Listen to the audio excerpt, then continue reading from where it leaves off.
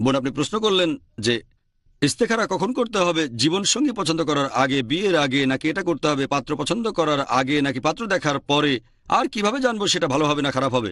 প্রথমত ইস্তেখারা, এখানে আপনি আল্লাহ সুবহানাহু ওয়া তাআলার কাছে পথ নির্দেশ চাচ্ছেন, এখানে আল্লাহ তাআলার কাছে সাহায্যের জন্য দোয়া করছেন। আমাদের নবীজি অনেক ক্ষেত্রে ইস্তেখারা করেছেন, যেসব ব্যাপারে তিনি ভালো মনে করেছেন সেখানে ইস্তেখারা করেছেন, পথ নির্দেশ চেয়েছেন। এখন জীবনসঙ্গী বেছে নেওয়ার কথা যদি বলতে হয়, আমার মতে প্রথমে আল্লাহর কাছে দোয়া করবেন।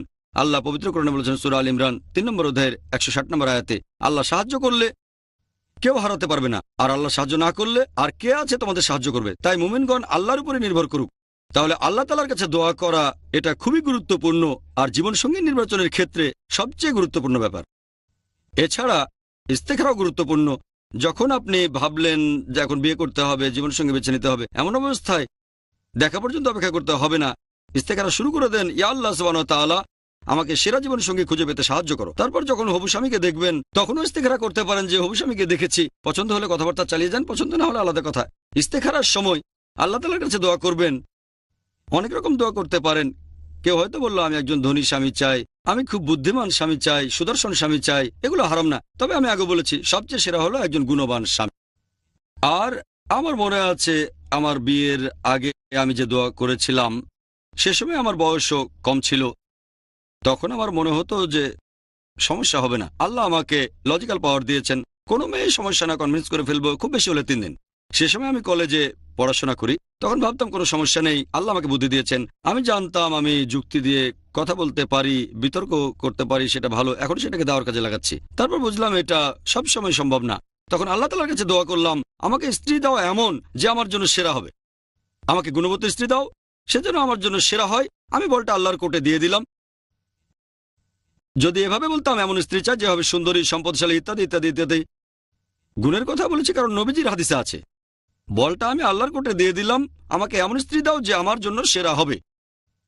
নির্দিষ্ট করে কিছু বলিনি যে সবই চাই। আপনি ভাবতে পারেন এমন না যে সবকিছু ছেড়ে দেবেন, আপনার নিজের মতো করে চেষ্টা করে যাবেন আপনি। তাহলে গুণবতী স্ত্রী চাইবেন কোরআন এবং সহিহ হাদিস অনুযায়ী, এটাই স্বাভাবিক। তবে অন্যান্য মানদণ্ড সেগুলোও থাকবে, তো গুরুত্ব একটু কম। হতে পারে সৌন্দর্য, হতে পারে সম্পদ, হতে পারে শিক্ষা অথবা আভিজাত্য, সবকিছু আল্লাহ তাআলার হাতে ছেড়ে দেন। গুণটা একটা গুরুত্বপূর্ণ মানদণ্ড, এটা না থাকলে সমস্যা হয়ে যাবে। এভাবে আপনি আল্লাহর কাছে দোয়া করতে পারেন, আমাকে গুণসম্পন্ন জীবন সঙ্গী দাও, সব দিক থেকে যে আমার জন্য সেরা হবে। এটা হলো আল্লাহর কোর্টে বল দিয়ে দেওয়া। এভাবে ইস্তিখারা করেন, আর আমার মতে এভাবে আল্লাহর দিক থেকে নির্দেশনা পাবেন। এবার প্রশ্নের দ্বিতীয় অংশ নিয়ে বলি যে ইস্তেখারা করে আমি কিভাবে জানতে পারবো। কিভাবে ইস্তেখারা করবেন সেটা গুরুত্বপূর্ণ। অনেকে যেটা করে, কোরআন খুলে বাম দিক থেকে পড়া শুরু করে, জান্নাত শব্দটা থাকলে হ্যাঁ আর জাহান্নাম থাকলে না, এটা হলে পজিটিভ, ওটা নেগেটিভ, এগুলো কোত্থেকে পেয়েছে আমি জানি না। ইস্তিখারা কিভাবে করবেন সহিহ হাদিসে সেটা বলা আছে।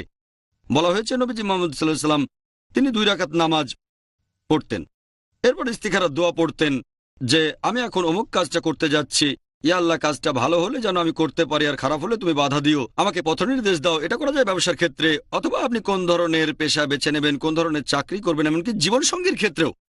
যখন এভাবে দোয়া করছেন আপনি আল্লাহ তাআলার কাছে চাইছেন পথ নির্দেশ, সঠিক জীবনসঙ্গী পাওয়ার জন্য সাহায্য চাচ্ছেন। আর যখন এই দোয়া পড়বেন, এমন না যে ঘুমের মধ্যে সবুজ ফ্ল্যাগ দেখলে হ্যাঁ আর লাল ফ্ল্যাগ দেখলে না, যে আমি স্বপ্ন দেখেছি, স্বপ্নের অর্থ বের করলে জানতে পারবো, এরকম না।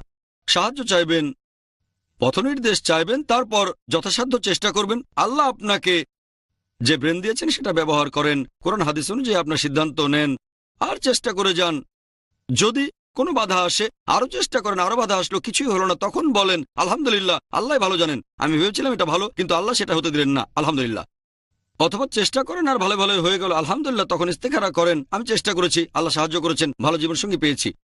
আপনি ভাবতে পারেন যে ওইখানে যে ছেলেটাকে দেখেছিলাম সে ছিল সবচেয়ে ভালো, অনেক চেষ্টা করেছিলাম, ইস্তেখারা করে চেষ্টা করলেন কিন্তু সেটা হলো না, আল্লাহ সবচেয়ে ভালো জানেন।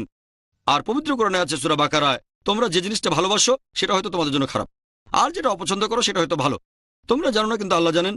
তাহলে এভাবে আপনার চিন্তা ভাবনা ভুল হতে পারে। ইস্তেখারা করে আল্লাহ তাআলার কাছে পথ নির্দেশ চাইবেন, ভালো হলে যেন সেটা আমি করতে পারি, আর খারাপ হলে যেন সেটা না হয়।